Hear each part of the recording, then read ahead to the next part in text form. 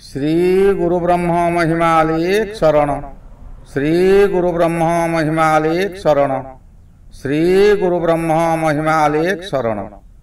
गुरु कृपा YouTube channel तरफरु आपण मानकु स्वागत जनाई आज आरंभ करने को जाउची 2025 मसीहा जुलाई मासरे मेष ठारू मीन पर्यंत 12 गोटी राशिर मासिक राशिफल। यही राशिफल आरंभ करने पूर्वरु आपण मानकु मोर अनुरोध, जेउ माने प्रथम करी यही चैनल को आसीचंती से माने गोटिए सब्सक्राइब करंतु और पाखरे आसुथिबा बेल आइकन को दबाई दियंतु, जहा द्वारा कि आमर जेउ समय रे वीडियो अपलोड हेबो सर्वप्रथमे आपण मानक पाखरे पहुंची पारिबो। यही चैनल रे आमर ज्योतिष बाबद रे समस्त विषय आलोचना करा जाए। आपणकर जन्म तारीख, जन्म समय, जन्म स्थान तले दिया जाउथिबा ईमेल आईडी रे पठांतु। आम्भे एठारे ताहार गणना करी आपणकर फलाफल सहित तार प्रतिकार मध्य आपनकु जणाई देबु। आसंतु एबे जानिबा 2025 मसीहा जुलाई मासरे मीन राशिर मासिक राशिफल। एही मीन राशिर अधिपति हेले बृहस्पति महाग्रह और शुक्र महाग्रह एही राशिर उच्च सिंहासन। मीन राशि सकाशे रवि महाग्रह चतुर्थ रे भ्रमण करुछंती। या मासर 15 तारिख पर्यंत भ्रमण करिवे। चतुर्थ रवि आपनकु विभिन्न दिगरु विपद रे पकाइबे। चतुर्थ रे रवि भ्रमण करुथिबा समय रे आपनकर बहु व्यक्ति आपनकु विपद रे पकाइबे। आपण किछि भाबिबा पूर्वरु अचानक विपद आसीजिब। परिवार मध्यरे मांकर शरीर विशेष असुस्थ रहिबो। स्वामी किंबा स्त्री असुस्थता कारणरू आपण विचलित हेबे। यौन सुख मध्य मिली पारिबो नाही। फलरे आपणकर मनमालिन्य हेबो। जेउ कार्य आपणकर सहजरे हेउथिला ताहा बहु कष्ट हेबो और शेषरे आपनकु निराश हेबाकु पड़िबो। आपणकर बंधु बांधव माने आपनकु विरोध करिवे। प्रत्येक कार्य रे प्रतिबंधक साजिबे। आपण हताश होई पड़िबे। एही रवि मासर 16 तारिख ठारू पंचम को जिबे। पंचम रवि मध्य अशुभ फल दियंती। पंचम रवि आपनकु बहु गुरुत्वपूर्ण काम रे हाथ देई हाथरू छड़ाई नेबे। आपनक उपरे कोनोसी दोष लदी देबे। आपनकर परिवार व्यक्ति माने होंतु किंबा बाहर व्यक्ति माने होंतु अजथारे आपनक उपरे बहु दोष देबे। एही पंचम स्थान आपनकर ज्ञान स्थान होइतबारु आपनकर मथा एबे विचलित रहिबो। आपण प्रत्येक कथारे क्षणकोपी परी आपण भयंकर होइजिबे, जा द्वारा कि आपण बहु विपद भोगिबे। एही पंचम स्थान मध्य संतान स्थान। संतान स्थान होइतिबारु आपनकर संतान माने आपनकु केबे हेले भल पाइबे नाही किंबा संतान माने आपनक कथा को गुरुत्व न देई से माने तांको निज इच्छा रे कार्य करिवे। आपण विपद रे पड़िबे। बंधु बांधव माने आपनकर गुण को प्रशंसा न करी आपनक को निंदा कराइबे। बहु कार्य रे आपण फेल मारिबे। मंगल महाग्रह एई समय षष्ठ रे रही किछिटा शुभ फल देबे। षष्ठ रे मंगल जेउ समय रे गोचर रे भ्रमण करू थांती आपण को प्रायत प्रत्येक स्थान रे विजयी करंती, किंतु आपण शांत मन रे कार्य कले विजयी हेबे। क्रोधान्वित हेले किंबा मन रे गर्व भाव आनिले आपण विजयी होई पारिबे नाही। जेउ व्यक्ति माने आपण को निंदा करुथिले सेही व्यक्ति माने आपण को सहाय्य करिवे किंबा आपणक निकट को आसी आपणकर शरणापन्न हेबे। आपणकर भरोसा रे रहिबे। आपण एही समय रे सेमानको आश्रय दियंतु। सेमानको पाखरु छाड़ंतु नाही, कारण सेमाने जदि आपणक पाखरु दूरे जिबे किंबा आपण सेमानको किछि कटु कथा कहिबे, पूर्वरु सेमाने हैरान करिथिले, कष्ट देइथिले, आपण तांको मुहरे तांको कहिबे, तेबे सेमाने आपणक निकटरु जाई शत्रुंक सहित मिसि जिबे। ଲେମ୍ବୁ ଗଛଟି ଭାରି କଣ୍ଟା ଗଛ, ଲେମ୍ବୁ ଗଛକୁ ଧରି ହୁଏ ନାହିଁ, ହାତରେ କଣ୍ଟା ଫୁଟିଯାଏ, କିନ୍ତୁ ଯେତେବେଳେ ଫଳ ଫଳେ ସେ ଲେମ୍ବୁ ଗଛଟି ଶୁଭରେ ପରିଣତ ହୋଇଯାଏ। ନିଶ୍ଚୟ ଦିନେ ନା ଦିନେ ଉପକାରରେ ସେମାନେ ଆସିବେ। ଆପଣଙ୍କର ସବୁ ଦୁଃଖ ଦୂର ହୋଇଯିବ। ଆପଣ ଯେଉଁ କାର୍ଯ୍ୟ କରୁଛନ୍ତି ଯଦି ସେମାନେ ଆପଣଙ୍କ ପାଖରେ ଥିବେ, ତେବେ ଆପଣଙ୍କର ଶତ୍ରୁମାନେ କିପରି ଆପଣଙ୍କର ଅନିଷ୍ଟ ଚିନ୍ତା କରୁଛନ୍ତି ସେ କଥା ସେ ଆପଣଙ୍କୁ ବତାଇ ଦେବେ, ଯାହା ଦ୍ୱାରା କି ଆପଣ ସାବଧାନ ହୋଇପାରିବେ। ସନ୍ତାନ ମାନଙ୍କ ଦ୍ୱାରା ଆପଣଙ୍କର କଷ୍ଟ ଦୂର ହେବ। ସନ୍ତାନ ମାନେ ଅମାନ୍ୟା ଥିବେ ଓ ଅମାନ୍ୟା ରହିଥିବେ ମଧ୍ୟ, ତଥାପି ସେମାନେ ଆପଣଙ୍କୁ କିଛି ନା କିଛି ସାହାଯ୍ୟ କରିବେ। ଆହୁରି ଗୋଟିଏ କଥା ଦେଖନ୍ତୁ, ଜ୍ଞାନ ଗ୍ରହ ହେଉଛି ବୁଧ ଗ୍ରହ। ବୁଧ ଗ୍ରହ ଏହି ସମୟରେ ପଞ୍ଚମରେ ରହୁଛନ୍ତି। ପଞ୍ଚମରେ ଯେଉଁ ସମୟରେ ବୁଧ ଭ୍ରମଣ କରୁଥାନ୍ତି ଆପଣଙ୍କୁ ପଦେ ପଦେ ବିପଦ ଆଣିକି ଦିଏ। ମାନସିକ ସ୍ଥିତି ଆପଣଙ୍କର ବିଗିଡ଼ି ଯିବ।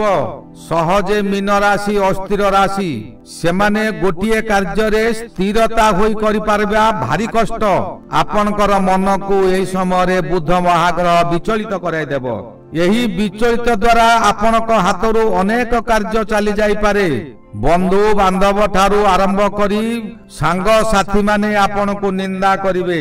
ଗୃହରେ ବାରମ୍ବାର କଳହ ହେବ। ସନ୍ତାନ ମାନେ ଆପଣଙ୍କ କଥାକୁ ଅମାନ୍ୟ କରି ନିଜ ଇଚ୍ଛା ଅନୁଯାୟୀ କାର୍ଯ୍ୟ କରିବେ। ଆପଣ ସର୍ବଦା ଚଳଚଞ୍ଚଳ ହୋଇଯିବେ। କୌଣସି କାମରେ ଆପଣଙ୍କର ସ୍ଥିରତା ଆସିବ ନାହିଁ। ସ୍ଥିରତା ନ ରହିଲେ କୌଣସି କାର୍ଯ୍ୟରେ ସମ୍ପାଦନା ହୋଇପାରେ ନାହିଁ। ଏଣୁ ଆପଣ ସର୍ବଦା ସ୍ଥିରତା ରହିବାକୁ ଚେଷ୍ଟା କରନ୍ତୁ। ବୃହସ୍ପତି ମହାଗ୍ରହ ଏହି ସମୟରେ ଚତୁର୍ଥରେ ବୃହସ୍ପତି ଭ୍ରମଣ କରିବା ସମୟରେ ପୂର୍ବ ଅଶାନ୍ତି ବଢି ବଢି ବୋଝ ଉପରେ ଲଳିତା ବିଡ଼ା ସଦୃଶ୍ୟ ହୋଇଯିବ। ଆପଣ ବହୁ ଭୟ ଭିତରେ ଅତିବାହିତ କରିବେ। କୌଣସି ଠାରୁ ମୃତ୍ୟୁ ସମ୍ବାଦ କିମ୍ବା ଦୁଃଖଦ ସମ୍ବାଦ ପାଇ ଆପଣ ବହୁ ଦୁଃଖୀ ହୋଇଯିବେ। ଆପଣଙ୍କୁ ଆତ୍ମୀୟ ମାନେ ଅଧିକ ମାତ୍ରାରେ କଷ୍ଟ ଦେବେ। ଜୀବନ ପ୍ରତି ଅଧିକ ଭୟ ରହିଛି। ଆପଣ ଯାହା ବି କରନ୍ତୁ ତହିଁରେ ଖାଲି ଦୁର୍ନାମ ବ୍ୟତୀତ ସୁନାମ ମିଳିବ ନାହିଁ। ପ୍ରତ୍ୟେକ ସ୍ଥାନରେ ବିରୋଧର ସମ୍ମୁଖୀନ ହେବେ। ମୀନ ରାଶିର ଅଧିପତି ହେଲେ ବୃହସ୍ପତି, ବୃହସ୍ପତି ହେଲେ ଗୁରୁ। ଏଣୁ ଆପଣ ଗୁରୁଙ୍କର ଆଦେଶକୁ ଅକ୍ଷରେ ଅକ୍ଷରେ ପାଳନ କରନ୍ତୁ। ଗୁରୁଙ୍କର ପାଦ ସେବା କରନ୍ତୁ। ଆପଣ ମନରେ ଘୃଣା ଭାବନା ଆଣନ୍ତୁ ନାହିଁ। ଗୁରୁ ହିଁ ପ୍ରତ୍ୟେକ ବିପଦରୁ ଆପଣଙ୍କୁ ଭଲ ବାଟକୁ ନେଇ ଆସିପାରିବେ। ଶୁକ୍ର ମହାଗ୍ରହ ଏହି ସମୟରେ ଆପଣଙ୍କର ତୃତୀୟରେ ରହି କିଛିଟା ଶୁଭ ଫଳ ଦେବେ।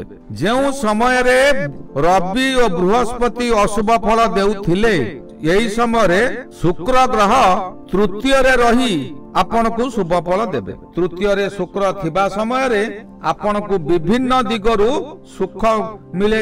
ଆପଣଙ୍କର ବିଶ୍ୱାସ ହେଉନଥିବା ସ୍ଥାନରୁ ବହୁ ଅର୍ଥ ପ୍ରାପ୍ତି ହେବ। ଏହି ସମୟରେ ଯୌନ ସମ୍ପର୍କରେ ଆପଣ ବହୁ ଆନନ୍ଦ ଉଠାଇବେ। କଳା ବିଦ୍ୟାରେ ଆପଣ ପ୍ରଶଂସିତ ହେବେ। ନିଜକୁ ସଜେଇ ହେବେ। ବିଭିନ୍ନ ଆୟ ଅଳଙ୍କାର, ନୂତନ ଆୟ ଅଳଙ୍କାର, ନୂତନ ବସ୍ତ୍ର ବ୍ୟବହାର କରି ଆପଣ ନିଜକୁ ସଜାଇ ହେବେ। ଆପଣଙ୍କର ସୁନାମ ମଧ୍ୟ ଏହି ସମୟରେ ବୃଦ୍ଧି ହୋଇପାରେ। ପ୍ରଚାର ପ୍ରସାର ଦିଗରେ କର୍ମ ମିଳିବ। ଯେଉଁମାନେ କର୍ମ କରିବାକୁ ଚାହୁଁଛନ୍ତି ସେମାନଙ୍କର ମୀନ ରାଶି ହୋଇଛି, ସେମାନେ ଏହି ସମୟରେ ପ୍ରସାର ବିଭାଗରେ ଆପଣଙ୍କର ନିଯୁକ୍ତି ମିଳିପାରେ। ଭାଗ୍ୟ ଲକ୍ଷ୍ମୀ ଆପଣଙ୍କର ପାଖେ ପାଖେ ରହିବ। ଶନି ମହାଗ୍ରହ ଏହି ମୀନ ରାଶି ସକାଶେ ଜନ୍ମରେ ଅଛନ୍ତି। ଜନ୍ମ ଶନି ଅଧିକ ଅଶୁଭ ଫଳ ଦିଅନ୍ତି। ଜନ୍ମ ଶନି କଳା କନା ବୁଲାଇ ଦିଏ ବୋଲି ଶାସ୍ତ୍ରରେ ଅଛି। ଆପଣଙ୍କ ଜନ୍ମ ରାଶିରେ ଶନି ରହିଥିବାରୁ ଏହି ଜନ୍ମ ଶନି ପ୍ରତ୍ୟେକ ରାଶି ପକ୍ଷେ ଅତି ଅଶୁଭ ଫଳ ଦିଅନ୍ତି। ବିଶେଷ କରି ଏହି ଶନି ମୀନ ରାଶିକୁ ଅଧିକ ଅଶୁଭ ଫଳ ଦିଅନ୍ତି। ଏହା ଶନି 7.5ର ଦ୍ୱିତୀୟ ଭାଗ। ଏହି ସମୟରେ ମନୁଷ୍ୟର କର୍ମ ଫଳ ଅଧିକ ମିଳିଥାଏ। ପୂର୍ବରୁ ଆପଣ ଯେଉଁ କର୍ମ କରିଛନ୍ତି ସେହି କର୍ମର ଫଳ ଏହି ସମୟରେ ଦେବ। ଦାନବୀର ହରିଶ୍ଚନ୍ଦ୍ର ମହାଯୋଦ୍ଧା, ତାଙ୍କର ଯେଉଁ ସମୟରେ ଜନ୍ମ ଶନି ଚାଲିଥିଲା ସେ ଶ୍ମଶାନ କାର୍ଯ୍ୟ କରିବାକୁ ବାଧ୍ୟ ହୋଇଥିଲେ।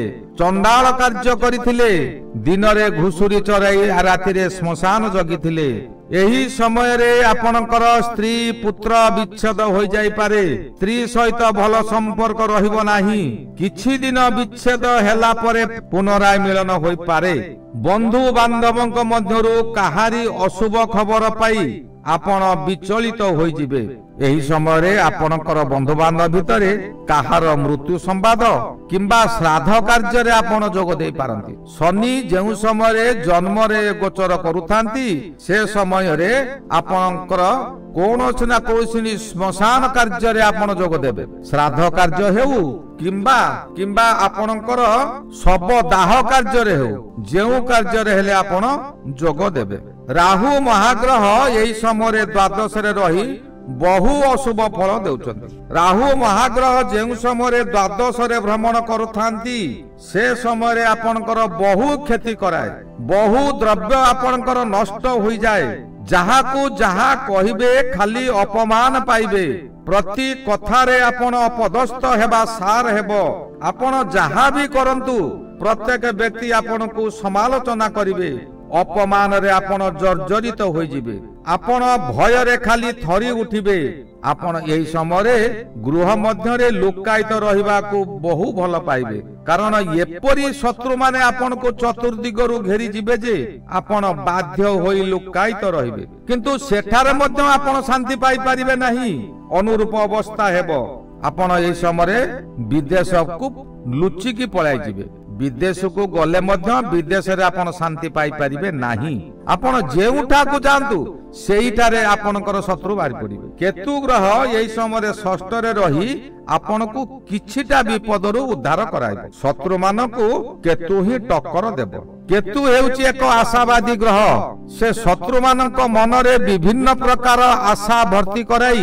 आपण को विपदरु रक्षा कराइबो आपण करूथिबा कार्य किबा चाहुथिबा कार्य रे सफल होई पारंती हठात केउठारु किछि ना किछि अर्थ प्राप्ति हेबो जहा कि रात्रि रो शेष समय रे सूर्य उदय परि अवस्था हेबो दुख दूर हेबो सत किंतु संपूर्ण दुख दूर हेबो नाही आपण मन रे गर्व अहंकार आनंतु नाही सर्वदा मन को स्थिर रखंतु गुरुंक पाद पद्म रे मन दियंतु गुरुंकर सेवा करंतु गुरु हेउची विश्व रे जणे सेही गुरुंक बिना अन्य कोनोसी गुरुंकर सहाय्य नियंतु नाही सर्वदा दुई हस्त ऊपर को उत्तोलन करी सेही गुरु अलेख महिमा गोसाईंक निकट रे निजको समर्पण करि दियंतु जहा तो करिवे साई ताहा काहारी मन रे नाही आपण निश्चिंत विपदरु उद्धार पाई जिबे एही गला 2025 मसिया जुलाई मासरे मीन राशि रो फल श्री गुरु ब्रह्म महिमा अलेख शरण श्री गुरु ब्रह्म महिमा अलेख शरण श्री गुरु ब्रह्म महिमा अलेख शरण शरण शरण।